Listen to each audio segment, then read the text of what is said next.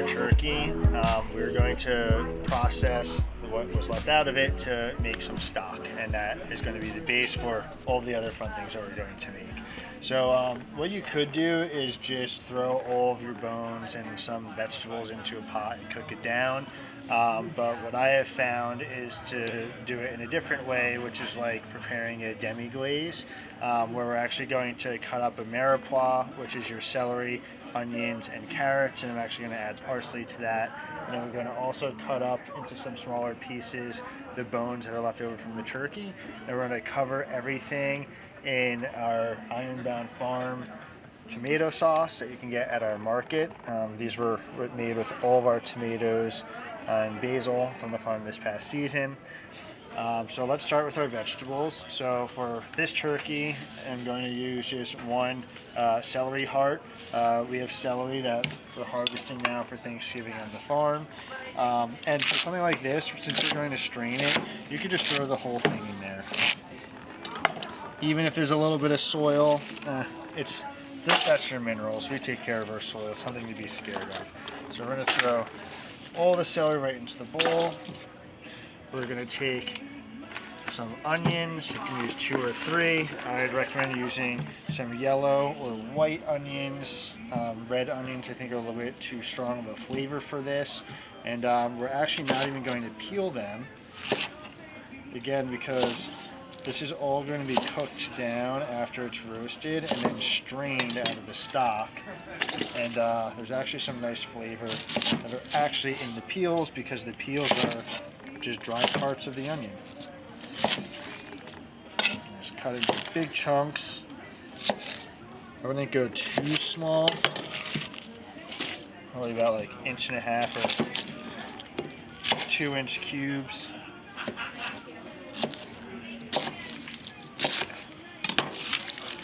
Alright, next we're going to do some carrots. We have gorgeous orange carrots with their greens. We also have some rainbow carrots, but for this we're just going to use some orange carrots.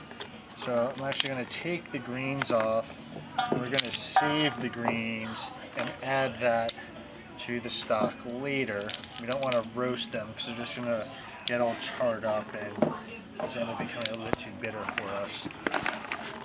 So again, we're just going to do a rough chop to big chunks. Leave the skins on, no need to peel them. This is a very rough and easy preparation to do. Okay, so now we have all of our vegetables together.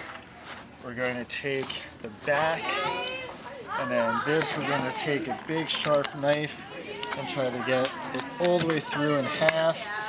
Then once you do that, you can literally just snap it, so then you don't need to ruin your blade by going through the spine, and then having just 2 smaller pieces that are a little bit more manageable. And then we can also take the tail off. That comes off pretty easily with a nice sharp knife. Throw that right in. And then you can take your breastplate. This I'm just going to take a little bit off because this is a little bit harder to cut. If you have some kitchen shears that are nice and sharp, you can use that to cut it into smaller pieces. And then we're also going to add the neck that came into our giblet package. So once we have everything in a bowl like this, we're going to take our tomato sauce, and we're just going to dump the whole thing in here.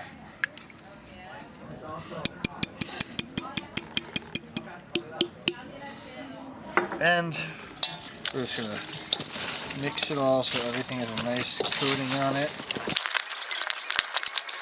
And again, there's no need to add salt or anything to this because we're really just making a stock, and that's going to be the base for everything else that we're cooking. So as we're seasoning everything else, we're going to be adding salt and pepper and some other stuff. So we want this to just kind of be a nice baseline to build all the other flavors off of.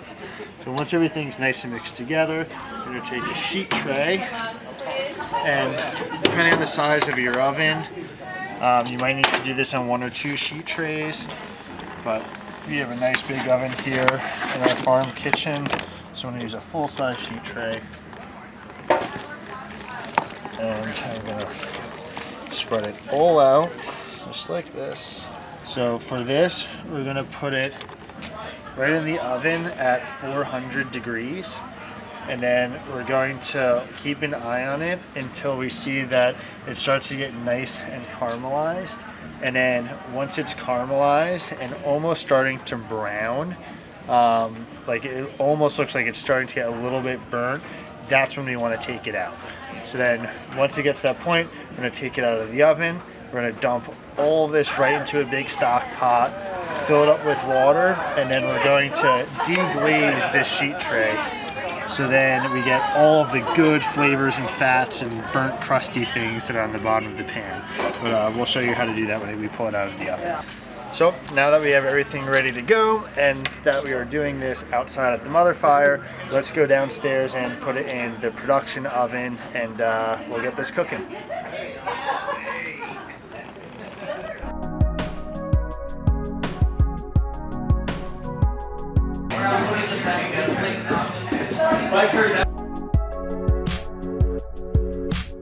Okay, now that we're down here, we are going to get this oven going to 400 degrees. And here we go.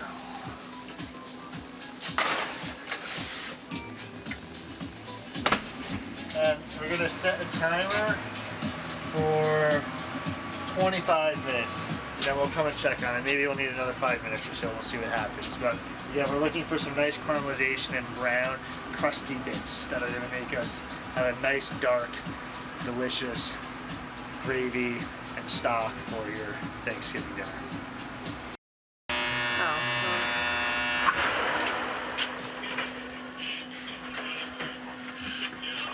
And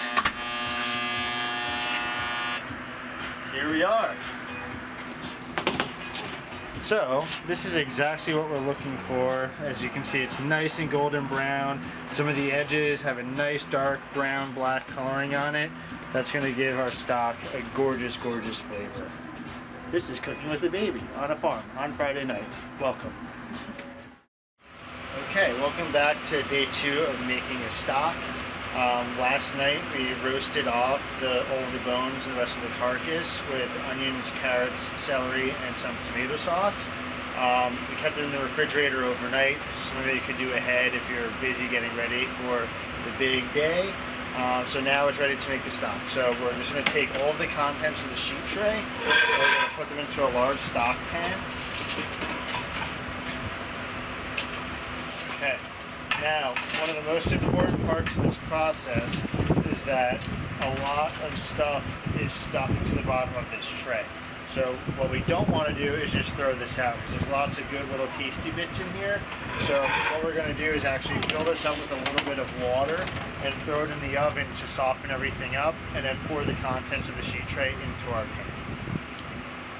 Okay, so we're just going to take some regular water right from the tap, cover the sheet tray just enough to get like a small coating on the bottom. We don't need to get too crazy.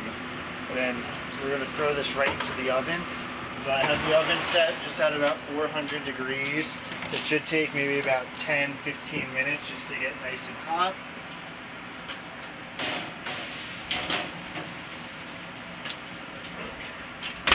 Set a timer for 10 minutes. While that's working, we have our pan on, so we're going to just fill this with some water. And when you're making stock, it's going to cook down. The water is going to evaporate, so you want to start off with a full pot of water. If you wanted to add any other herbs or aromatics, you're more than welcome to at this point. But for right now, I'm just going to go with what we have here. And then once we strain all the contents out of it, we'll add some fresh herbs at that point.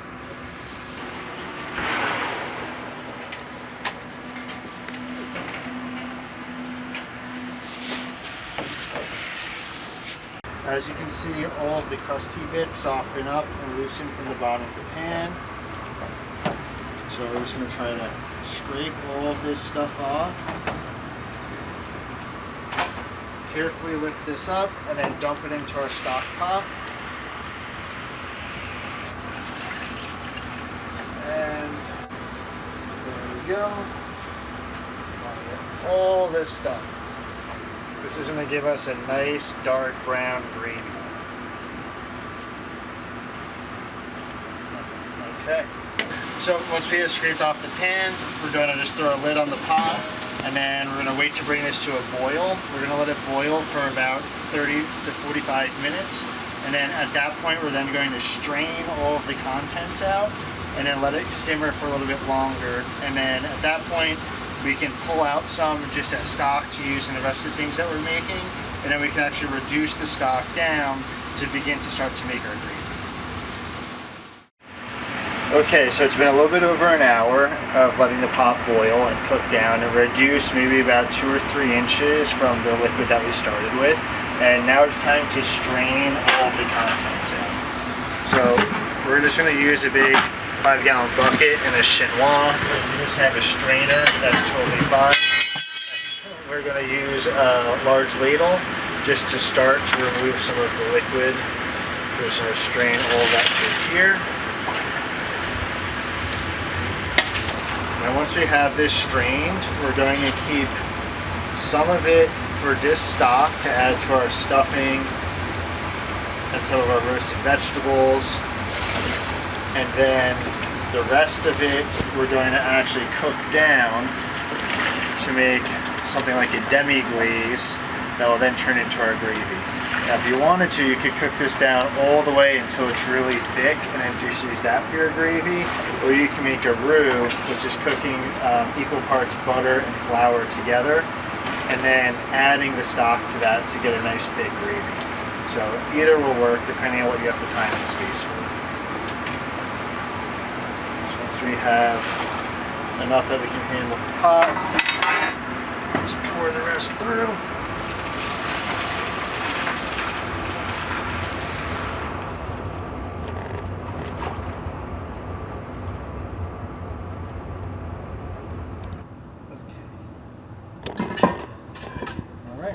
Here's our gorgeous brown stock. And again, when you start to use this, if you want to add some fresh herbs to it or season it with some salt and pepper, it's pretty much a blank canvas that you can do whatever you want with. But this is certainly going to elevate your whole menu for this.